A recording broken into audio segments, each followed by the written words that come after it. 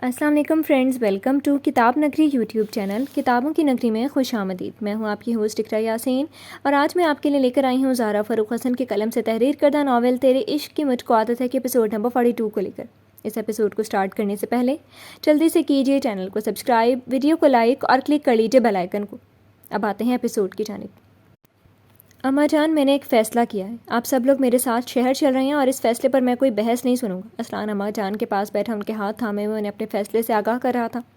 اماں جان نے اپنے پوتے کو دیکھا، چہرے پر سنجیدگی اور لہجے میں قطعیت۔ اسلان، اب اس عمر میں کیوں مجھے میری مٹی سے جدا کر رہے ہیں؟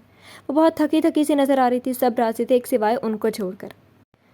اماں جان، میں جدا نہیں کر رہا ہوں، بس آپ سب لوگوں کو اپنے ساتھ رکھ کر سب کی حفاظت کرنا چاہتا ہوں۔ اب میں کسی کے بھی بھروسے آپ سب کو یہاں نہیں چھوڑ سکتا۔ وہ فکر مندی سے انہیں دیکھتے ہوئے بولا، بیٹا موت تو برحق ہے، اس سے کہاں تک بھاگ سکتے ہیں؟ وہاں بھی میرا پیچھا کر لیا تو؟ اماں جان نے اسے لاجواب کرنا چاہا۔ اللہ آپ کو سلامت رکھے اماں جان، آپ درست بھی ہیں، موت برحق ہے مگر جان بوجھ کر خطرے میں بھی کودا نہیں جا سکتا نا۔ جان بچانا تو واجب ہے نا، وہ بھی ان کا پوتا تھا، بدلے میں انہیں لاجواب کر چکا تھا۔ اسلان، میرا دل نہیں مانتا، میرے اپنے سب یہی ہیں، زندگی کے کتنے دن بچے ہیں، مجھے یہیں رہنے دے۔ اپنے وطن، اپنی مٹی سے انہیں بہت محبت تھی، یہی تو ان کے اپنے دفن تھے، یہی تو ان کے دو جگر کے ٹکڑے دفن تھے، حویلی سے ان کی یادیں وابستہ تھیں۔ اماں جان، آپ کا سایہ ہمیشہ ہم پر سلامت رہے۔ میں کیسے اپنی پیاری اماں جان سے غافل رہ سکتا ہوں؟ مجھ پر بھروسہ کریں اماں جان، بس کچھ دن کی بات ہے، پھر آپ کی مرضی ہوگی، میں کچھ نہیں کہوں گا۔ پلیز میری مشکل سمجھیں اماں جان، آپ تو میری پیاری اماں جان ہیں۔ اس بار اسلان نے لاڈ پیار سے انہیں منانے کی کوشش شروع کر دی۔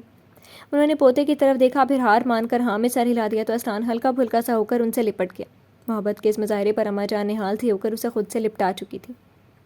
یہ ناول آپ کتاب نگری یوٹیوب چینل پر دیکھ رہے ہیں۔ وہ دونوں ایک دوسرے کا ہاتھ تھامے بڑے شوق سے پورے ولا کے ایک ایک کونے کو گھوم گھوم کر دیکھ کر خوش ہو رہی تھی۔ اسلان ان سب کو ایک ساتھ رکھنے کے لیے پرانے بنگلے سے اس ولا میں شفٹ ہو گیا تھا۔ جب سے یہاں آئی تھی وہ دونوں روز ایک ہی کام کر رہی تھیں، یعنی گھوم پھر کر سارے ولا کی خوبصورتی کا ذکر کرنا۔ اس دن کے بعد سے اسلان اتنا بزی ہو گیا تھا کہ وہ گھر پر بہت کم ہی ٹک رہا تھا۔ البتہ سیکیورٹی اب اور بھی سخت ہو گئی تھی، کسی کو بھی کہیں آنے جانے کی بالکل اجازت نہیں تھی۔ جب سے نئے گھر میں کیا شفٹ ہوئے تھے، ہانیہ اور آروشا ساری پریشانی اور خوف بھلا کر اپنے رنگ میں لوٹ آئی تھیں اور ان دونوں کی خوشی اور کھلکھلاہٹیں دیکھ کر چاچی اور رانیہ سلگ رہی تھیں۔ تم دونوں کو اور کوئی کام ہے کہ نہیں؟ یہ نہیں کہ بجائے کوئی کام کرتی بس پاگلوں کی طرح سارے گھر میں کتکڑے لگائی جا رہی ہیں۔ ماں جی نے لان کے بیچوں بیچ کھیلتی ہوئی ہانیہ اور آروشا کو ڈانٹا تھا۔ اس وقت سب لوگ لان میں جمع تھے اور ان دونوں کو سارے لان میں ندا صدا کے ساتھ ایک دوسرے کے پیچھے بھاگتے دیکھ کر ماں جی نے کوفت سے بیٹی اور بہو کو دیکھا، یہ دونوں کبھی سدھریں گے یا نہیں؟ ان کی ڈانٹ سن کر وہ چاروں شرافت سے ادھر ہی آ گئی جدھر چاچی، اماں جان اور ماں جی تھیں۔ ہمیں کام کرنے کی کیا ضرورت ہے، یہاں تو سب فٹ فاٹ ہے، اتنی ساری ملازمائیں ہیں۔ ہانیہ بولتی ہوئی آرام سے لان چیئر پر دھم سے گر گئی۔ اور کیا، ہم تو بس آرام سے کھائیں گے اور سو جائیں گے۔ آروشا بھی مزے سے ہاتھ جھاڑ کر ہانیہ کے بغل میں بیٹھ گئی، ساتھ ہی ٹیبل سے کھانے پینے کی چیزوں سے انصاف کرنا شروع کیا۔ اماں جان نے بہت پیار سے ہانیہ اور آروشا کو دیکھا۔ ماں جی نے بس ساری لا کر کچھ کہنے کا ارادہ چھوڑ دیا، ویسے بھی آج کل وہ دوسری پریشانی میں مبتلا تھی۔ بہو رانی کو بس دنیا میں دو ہی کام ہے، بس کھانا اور سونا۔ ارے بھائی، کوئی ذمہ داری بھی تو اٹھائے، آخر اس گھر کی بہو ہے۔ چاچی نے اچھے بھلے ماحول کو خراب کرنے کے لیے پھلجھڑی چھوڑی۔ ان کی طنزیہ انداز میں بولی گئی بات پر سب کے چہرے تن گئے۔ ذمہ داری اٹھانے کے لیے اس کے بڑے موجود ہیں، تم فکر مت کرو۔ اماں جان نے سنجیدگی سے کہہ کر انہیں چپ کرنا چاہا۔ آروشا کھاتے ہوئے بس چاچی کو غصے سے دیکھ رہی تھی، بولنے کو وہ بول بھی سکتی تھی مگر بس ان کے بڑے پن کا لحاظ کر رہی تھی۔ اماں جان، میں کون سا گھر کی ذمہ داری اٹھانے کے لیے کہہ رہی ہوں، کم سے کم ایک ہی ذمہ داری اٹھا لیں۔ کب اس گھر کو وارث دیں گی؟ اتنے مہینے تو ہو گئے ہیں شادی کو، مگر کوئی اثرات تو نظر نہیں آ رہے کوئی خوشی کے۔ اس بار ان کے طنز پر سب کے خون کھول گئے، وہ کیسے جان کر انجان بن رہی تھی، سب جانتے ہوئے بھی آروشا پر تانے کس رہی تھی۔ آروشا کے گلے میں چیزیں پھنسی تھیں۔ آسیہ، ابھی میری بہو خود بچی ہے، اتنی جلدی اس پر بچوں کی ذمہ داری ڈالنا میں خود نہیں چاہتی۔ میں نے خود منع کیا ہوئے دونوں کو، تمہیں فضول میں میری بیٹی پر تانے کسنے کی ضرورت نہیں۔ الحمدللہ دونوں سالم ہیں، بچے بھی ہو ہی جائیں گے۔ ماں جی نے بڑے تحمل سے انہیں منہ توڑ جواب دیا تھا۔ آروشا نے ہر وقت پوتے کی خواہش کرنے والی اپنی ماں جیسے ساس کو دیکھا، اس کی آنکھیں تیزی سے بھیگی تھیں، وہ کیسے اس کے لیے دیوار کی طرح چاچی اور رانیہ کے سامنے کھڑی ہو جاتی ہیں۔ یہی تو غم ہے، چھوٹی بچی بنا کر رکھا ہے تم لوگوں نے، اور بچی کو تو کوئی فکر ہی نہیں، یہاں ہم سب کی جان پر بنی ہوئی ہے۔ یہ سوچ سوچ کر نہ جانے کون سا دشمن ہے جو ہمیں جان سے مارنے پر تلا ہوا ہے اور نند کے ساتھ بس ہنسی مذاق لگا ہوا ہے۔ چاچی نے آروشا کی خوشی کو خاک کرنے کی جیسے قسم کھا لی تھی۔ وہ اکثر اسلان کی غیر موجودگی میں اس پر طنز کستی رہتی تھی، مگر آج تو حد ہی کر دی تھی، ایسے ایسے تانے۔ آروشا بھڑک جاتی کہ ماں جی نے اس کے ہاتھ پر ہاتھ رکھ کر تھپکا تھا، وہ بس چاچی کو گھور کر رہ گئی۔ کچھ یہی حال ہانیہ کا بھی تھا، وہ بھی بس انہیں برداشت کر رہی تھی۔ کیسی باتیں کر رہی ہو بہو، اس میں بچی کا کیا قصور؟ جو ہوا تو بچی کیا کرے؟ ہنسنا بولنا چھوڑ دے، اسلان نے بتایا تو تھا کہ کوئی کسی اور کی دشمنی میں دے گیا تھا، تم کیوں میری بیٹی کے پیچھے پڑی ہو؟ اماں جان نے سختی سے اپنی چھوٹی بہو کو اس بار لڑتاڑا تھا۔ پہلے تو ایسے کوئی دشمن نہیں تھے ہمارے، جب سے اسلان نے شادی کی ہے کوئی نہ کوئی مصیبت ہمارے سر پر پڑی جا رہی ہے۔ وہ منہ بنا کر عروشہ کو کھا جانے والی نگاہوں سے دیکھ رہی تھی۔ غلط، جب سے میری بہو نہیں، جب سے تمہاری اس گناہ گار زانی بیٹی نے میرے گھر میں قدم رکھا ہے نا، تب سے گھر میں یہی حال چل رہا ہے۔ کب تک چپ چاپ بیٹھتی، آخرکار ماجی نے بڑا کرارا سا نفرت میں جواب دیا تھا۔ ہانیہ اور عروشہ کے دل میں ٹھنڈک سی پڑ گئی۔ زبان سنبھال کر بات کرو شازیہ۔ وہی چاچی بھڑک کر اپنی جگہ سے کھڑی ہو گئی۔ کیوں، برا لگ گیا؟ میں خوب سمجھتی ہوں تم ماں بیٹی کا مقصد، جب دیکھو تمہاری بیٹی کے چکر اسلان کے آس پاس ہی رہتے ہیں، شرم نہیں آتی اسے؟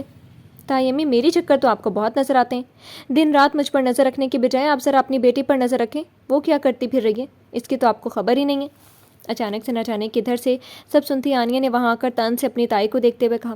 آنیہ نے گھبرا کر آنیہ کو دیکھا، ایک بار وہ اسے سب کی نظروں میں گرا چکی تھی، پھر سے وہی کام کرنے کی کوشش۔ اس کی آنکھوں میں ڈر سا دیکھ کر آنیہ کے ہونٹوں پر مکاری بھری مسکراہٹ ابھری۔ میری بیٹی کیسی ہے مجھے معلوم ہے، اس لیے کبھی اس پر نگاہ رکھنے کی مجھے ضرورت نہیں محسوس ہوئی، تم اپنے اوپر ہی کنٹرول رکھو، اچھے سے سمجھتی ہوں تمہارا مقصد۔ انہوں نے جیسے یہ کہہ کر آنیہ کو معتبر کر دیا، وہیں آنیہ جل کر راکھ ہو گئی۔ اوہ ایسا کیا، کاش آپ ضرورت محسوس کر لیتی تو پہلی بار جو شرمندگی اٹھانی پڑی وہ آپ کو نہیں اٹھانی پڑتی۔ آنیہ نے ایک بار پھر ان پر وار کیا، اس بار کی بات نے عروشہ کو بھڑکا دیا۔ وہ اس کے بھائی پر اٹیک کر رہی تھی، وہ کیسے برداشت کر سکتی تھی؟ پہلے اپنے کارنامے دیکھ لو، تم جو سراپا بائی سے شرمندگی ہو، وہ کیسے ایسے الفاظ بول سکتا ہے؟ خبردار جو میرے معصوم اور پاک بھائی یا میری دوست کے بارے میں کچھ کہا نا تو تمہارا منہ نوچ لوں گی، شرم نہیں آتی تمہیں؟ وہ جنگلی بلی کی طرح بس اس پر جھپٹنے کے لیے تیار تھی۔ آنیہ نے نفرت بھری نگاہ اس حسین بلا کو دیکھا جس نے اس سے اسلان کو چھین لیا تھا، اور ایسا چھینا کہ وہ اس کا ہو ہی نہیں سکتا تھا۔ شرم تو تم کرو مکار لڑکی، کیسے میرے شوہر پر ڈورے ڈالتے ہوئے ہر بار اس کے سامنے آ ہی جاتی تھی۔ پہلے ہی دن سے میں سمجھ گئی تھی کہ تمہاری نظر میرے اسلان پر ہے، تو نے اس سے مجھ سے چھین لیا۔ مجھے ذرا سی خبر ہوتی نا تیرے ارادے کہ میں اسلان کو کبھی بھی اس رات چھوڑ کر نہیں جاتی، بلکہ تیرا خون کر دیتی۔ اتنے دنوں سے اپنی ہی لگائی ہوئی نفرت اور حسد کی آگ میں جلتے جلتے وہ آج پھٹ پڑی۔ سب کے چہرے عجیب سے ہو گئے، وہ کتنی مطلب پرست، کیسی خود غرض ہے، اور بے شرمی کی تو حد ہی کر دی ہے اس نے۔ خبردار جو تم نے اپنی گندی زبان سے اسلان کا نام بھی لیا، اور تمہاری ہمت کیسے ہوئی میرے شوہر کو اپنا کہتے ہوئے؟ عروشہ کو بس اس کے میرے اسلان کہنے پر جیسے آگ ہی لگ گئی۔ وہ خون خوار بلی کی طرح آنیہ پر جھپٹ پڑتی کہ ماجی نے سختی سے اس کا بازو تھام لیا۔ یہ ناول آپ کتاب نگری یوٹیوب چینل پر دیکھ رہے ہیں۔ ماجی مجھے چھوڑ دیں، آج میں اس کا خون پی جاؤں گی، یہ میرے اسلان کو جس گندی نگاہوں سے دیکھتی ہے نا، میں وہ آنکھیں ہی نوچ لوں گی۔ عروشہ خود کو چھڑانے کی کوشش کرتی آنیہ کو خونی نگاہوں سے گھور رہی تھی۔ دیکھو گی، 1000 بار دیکھو گی، وہ میرا اسلان ہے، صرف میرا۔ آنیہ جیسے اپنے ہوش میں نہیں تھی، اس کی بے شرمی اور دیدہ دلیری پر سب کے منہ کھل گئے۔ آنیہ اپنے روم میں چلو۔ چاچی کو معاملہ کچھ خراب ہوتا نظر آیا تھا، اسلان کے آنے کا وقت ہو رہا تھا، اگر وہ آ جاتا تو آنیہ کی دیدہ دلیری پر ضرور ان دونوں کو گھر سے ہی نکال دیتا۔ اوپر سے آنیہ کے خطرناک تیور، اتنا تو وہ جان چکی تھی اسلان بیوی کی بے عزتی برداشت نہیں کرے گا۔ آنیہ نے جوش جوش میں ایک بھی خراش اس کی بیوی پر ڈال دی تو وہ نہ جانے کیا کرے، ہو سکتا ہے انہیں اس گھر سے ہی نکال کر حویلی بھیج دے، اور وہ یہ خطرہ نہیں اٹھا سکتی تھی۔ نہیں جاؤں گی میں، سمجھی آپ؟ وہ پاگل سی ہو رہی تھی اور چاچی بری طرح سے گھبرا گئی۔ اسے لے جاؤ آسیہ، یہ نہ ہو کہ آج میری برداشت کی حد ختم ہو جائے، اور تم اچھے سے جانتی ہو میری برداشت ختم ہوئی تو اسلان بھی کچھ نہیں کر سکتا۔ ماجی نے بہت ہی سرد لہجے میں چاچی کو اپنی بات سمجھا دی تھی۔ وہ بس ان سب کو دیکھتے ہوئے پاگل سی ہوئی آنیہ کو کھینچ کھانچ کر اندر کی جانب لے گئی تھی۔ ادھر سب خاموش تھے، مگر سب کے صبر کا پیمانہ اب بڑھ چکا تھا۔ اسلان کو اندر آتے ہی محسوس ہو چکا تھا آج کچھ خاص ہوا ہے، کہ اتنا سناٹا چھایا ہوا ہے، ہر طرف خاموشی چھائی ہوئی تھی، سب اپنے اپنے روم میں تھے، شاید بس ملازمائیں اپنے اپنے کاموں میں لگی ہوئی تھی۔ لالا، اس گھر میں آتے ہی سب سدھر گئے، خاص طور پر آپ کی اور میری بیوی، کوئی ہنگامہ، کوئی شور نہیں۔ ساتھ ہی اندر آئے حشم مسکراتے ہوئے ان سے شوخی سے بولا۔ 2 دن سے وہ دیکھ رہا تھا دونوں ادھم مچاتی ہوئی ادھر ادھر گھومتی پھر رہی تھی۔ ہو سکتا ہے تم روم میں جاؤ، فریش ہو جاؤ، اسلان سنجیدگی سے کہتا اس کے شانے تھپک کر نرمی سے بولا۔ حشم نے محسوس کیا تھا اس حادثے کے بعد سے اسلان پہلے سا تو نہیں، مگر پھر بھی بہت سنجیدہ ہو گیا۔ جی، وہ ادب سے کہہ کر اپنے روم کی طرف بڑھ گیا۔ اسلان اپنے روم کی طرف بڑھا ہی تھا کہ پیچھے سے اماں جی نے اسے پکارا تھا۔ اسلان ٹھہرو، مجھے تم سے کچھ ضروری باتیں کرنی ہیں۔ اسلان نے کوٹ بائیں ہاتھ سے دائیں ہاتھ پر منتقل کرتے ہوئے مڑ کر انہیں دیکھا۔ ماں جی کے چہرے پر اتنی سختی تھی کہ وہ سمجھ گیا بات زیادہ بڑی ہوئی ہے۔ جی کہیے۔ نرمی سے مسکرا کر وہ ان کے ساتھ ہو لیا۔ وہ لوگ وہیں لاؤنج کے صوفے پر ایک دوسرے کے سامنے بیٹھ گیا۔ اسلان نے ہاتھ میں لیا کوٹ صوفے کی بیک پر ڈال دیا اور ٹائی کی نوٹ ڈھیلی کرتے ہوئے ان کے بولنے کا منتظر تھا۔ اسلان، میں نہیں جانتی آنیہ اور اپنی چاچی کو اپنے ساتھ رکھنے کا تمہارا کیا مقصد ہے، مگر اسلان، تمہاری رحم دلی اور نرمی سے وہ غلط فائدہ اٹھا رہی ہیں۔ انہوں نے آخر کار میں آنیا کی بات کر رہی ہوں، وہ تمہاری طرف سے رکھتا ہے شدید غلط فہمی میں مبتلا ہو گئی ہے، اور ایسی غلط فہمیاں بہت خطرناک رخ لے لیتی ہیں۔ انہوں نے سنجیدگی سے کہتے ہوئے کچھ دیر پہلے کا سارا واقعہ آہستہ آہستہ اسے پورا بتا دیا۔ اسلان جیسے جیسے سنتا جا رہا تھا اس کے چہرے پر سختی چھا رہی تھی۔ آپ چاچی کو بلوائیں۔ سب سن کر سیدھے ان سے یہی کہا تھا۔ ماجی نے بیٹے کے تاثرات دیکھے اور پھر ملازمہ کو ان کو بلانے بھیجا تھا۔ پھر صرف چاچی نہیں آئی تھی، ان کے پیچھے پیچھے آنیا بھی تھی۔ ماجی ایک بار پھر اس کی بے شرمی پر کھول گئی۔ اسلان نے ایک نگاہ بھی آنیا پر نہیں ڈالی، بس چاچی کو دیکھتا رہا۔ چاچی نے سنجیدہ بیٹھے اسلان اور ماجی کی طرف دیکھا۔ دونوں کے چہرے پر کچھ تو ایسا تھا جو انہیں غلط لگا۔ بیٹی کی جلد بازی پر پھر سے غصہ آ گیا۔ چاچی، لگتا ہے میری طرف سے آپ کی بیٹی کو کوئی غلط فہمی ہو گئی ہے۔ وہ کوئی بات کیے بنا سیدھے سیدھے اسی موضوع پر آ گیا۔ چاچی گھبرا گئی اور آنیا اپنے لیے پتھر سے بن چکے اسلان کو حسرت سے دیکھا۔ نہیں بیٹا، ایسی کوئی بات نہیں ہے، بس وہ آروشہ بہو کچھ زیادہ ہی بھڑک گئی تھی۔ تمہیں معلوم تو ہے اسلان، آنیا کا مزاج وہ بے وقوف سی ہے۔ چاچی نے ماجی کو گھور کر میٹھی سی بن کر اسلان کو دیکھتے ہوئے مکاری سے کہا۔ چاچی، آروشہ کو میں جتنا جانتا ہوں اور کوئی نہیں، وہ شرارتی ہے، بے وقوف بھی ہے، مگر بدتمیز بالکل نہیں۔ تو آئندہ آپ اپنی بیٹی اور آپ خود بھی سمجھ لیں، میری بیوی سارا دن بولتی رہے، سوتی رہے یا کھاتی رہے، کوئی کام کرے یا نہ کرے، ابھی بچہ ہو یا نہ ہو۔ وہ ایک لمحے کے لیے رکا۔ ان ساری چیزوں پر جب مجھے اعتراض نہیں تو میں کسی بھی دوسرے فرد کو کیسے اجازت دے سکتا ہوں کہ وہ میری بیوی پر ایسے اعتراض کرے؟ میں اس کا شوہر ہوں، مجھ پر صرف آروشہ اسلان میر کا حق ہے، اور یہ حق اب کوئی مر کر بھی اس سے چھین نہیں سکتا۔ اس لیے آئندہ میرے گھر میں میری بیوی کے ساتھ ایسی باتیں نہ کی جائیں، ورنہ سب کو اپنی اپنی جگہ پر پہنچانا مجھے آتا ہے۔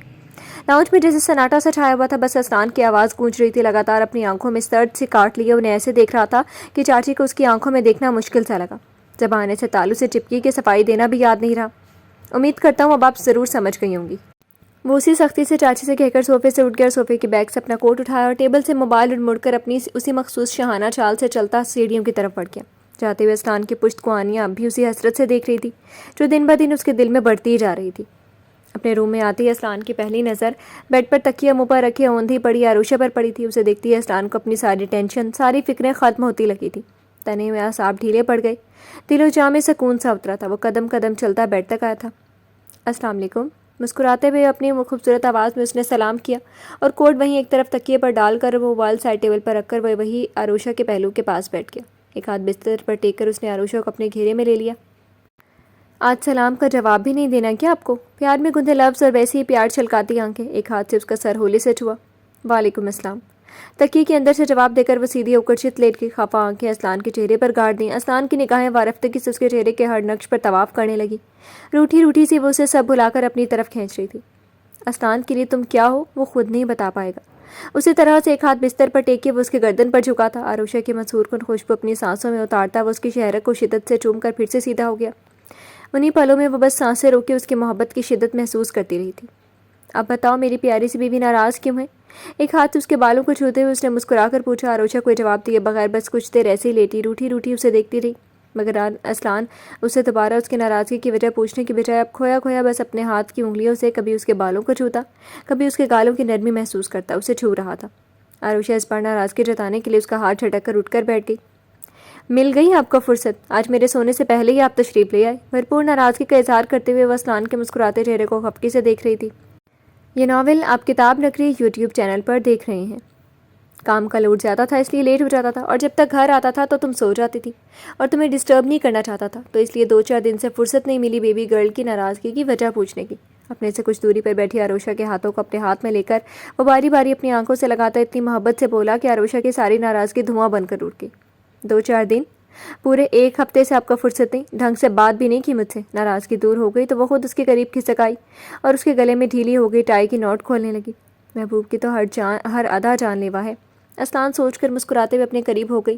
آروشہ کے چہرے پر انگلیاں پھیرتا بولا، صحیح، ڈھنگ سے بات کیا، رومانس بھی نہیں کر پایا، بس سونے میں بیبی گرل کے ساتھ کچھ جسارتیں کی تھیں اور کچھ نہیں۔ اسلان اب آرام سے اس کے دشانے پر رکھے دوپٹے کو اس کے وجود سے الگ کر کے وارفتگی سے اسے دیکھ رہا تھا۔ دوپٹہ اس نے تکیے پر گولا بن کر پھینک دیا تھا۔ سوتے میں ڈسٹرب نہیں کرتے، مگر حق وصولنا خوب آتا ہے آپ کو۔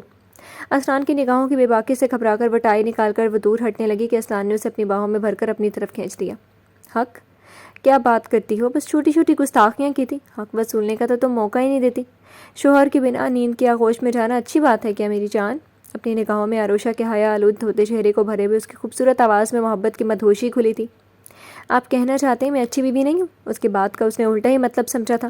شرم و حیا گئی بھاڑ میں۔ وہ اسلان کی کالر کو مٹھی میں جکڑ کر ناک پھلا کر اسے گھورنے لگی۔ استغفر اللہ! اسلان کا منہ بن گیا۔ کیا یار، میں رومانٹک بات کر رہا ہوں اور تم سیریس ہو گئی، بے وقوف لڑکی! اپنی پیشانی سے اس کی پیشانی پر اس نے ہلکے سے ٹکر ماری۔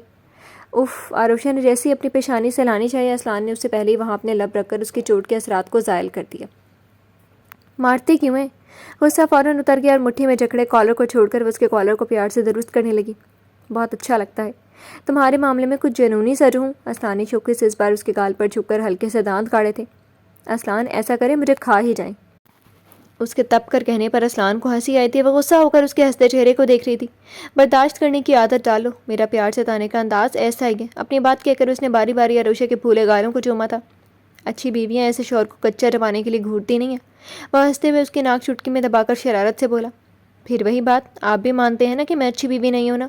اسلان کا دل کیا اپنا سر پیٹ لے، حد ہو گئی بے وقوفی کی۔ آروشا میں ایک لگا دوں گا۔ ہونٹ بھینچ کر اس نے پیار والی ناراضگی دکھائی، مگر ادھر الٹا ہی اثر ہوا تھا۔ ہاں کیوں نہیں، لگا دے، بلکہ ایک نہیں دو چار لگا دے۔ کہنے کے ساتھ ہی فوراً آنکھوں میں آنسو بھی آ کے اسلان بول کر پچھتایا تھا۔ وہ کتنی حساس تھی اچھے سے جانتا تھا۔ پاگل، میں نے ایسے ہی بول دیا، ورنہ اپنی جان کو مار سکتا ہوں؟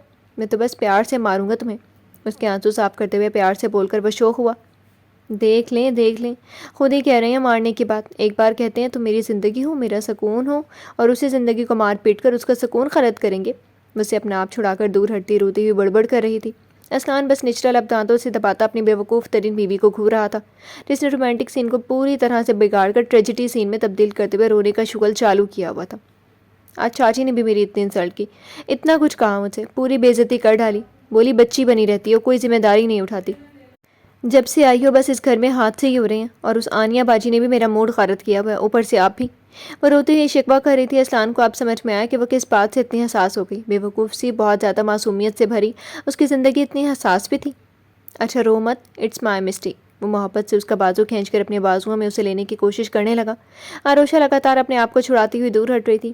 چاچی جو کہتی ہیں کہنے دو، تم میرا بچہ ہی تو ہو، تمہیں کوئی ذمہ داری اٹھانے کی کیا ضرورت؟ میں ہوں نا، اپنے بچے کی پوری ذمہ داری میں اٹھاؤں گا۔ بس وہ مجھے رومانس کرنے سے نہ روکے۔ اسے زبردستی اپنے بازوؤں میں بھرتا اسے پیار سے چمکا رہا تھا۔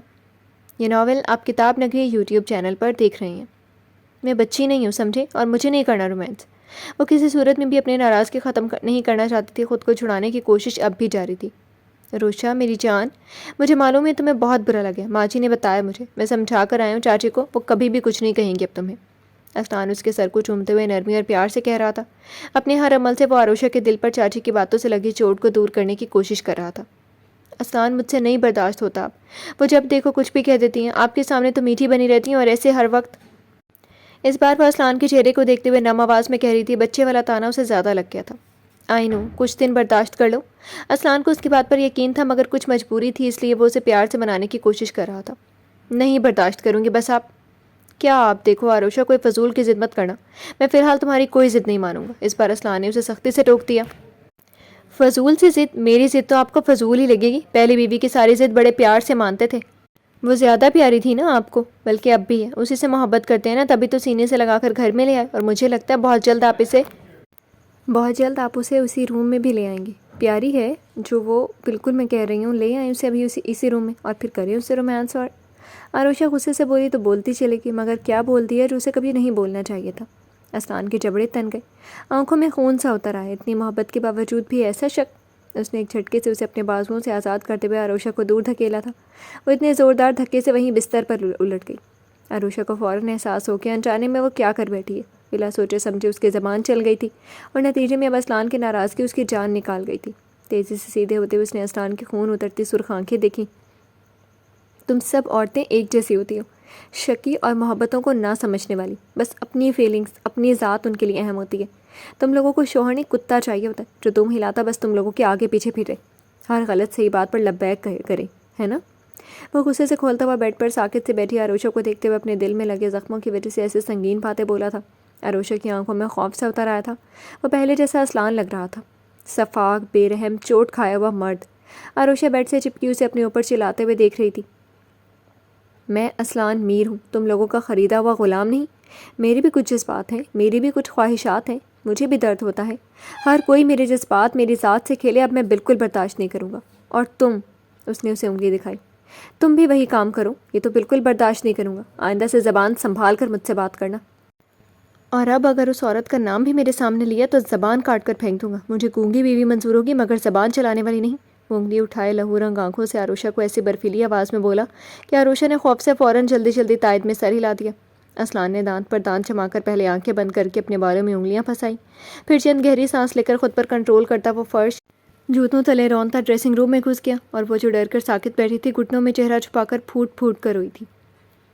کیسی لگی آپ کو آج کی ایپیسوڈ؟ کمنٹ سیکشن میں ضرور بتائیے گا. پھر حاضر ہوں گے نیکسٹ ایپیسوڈ کے ساتھ. تب تک کے لیے اجازت دیجیے. شکریہ. اللہ حافظ.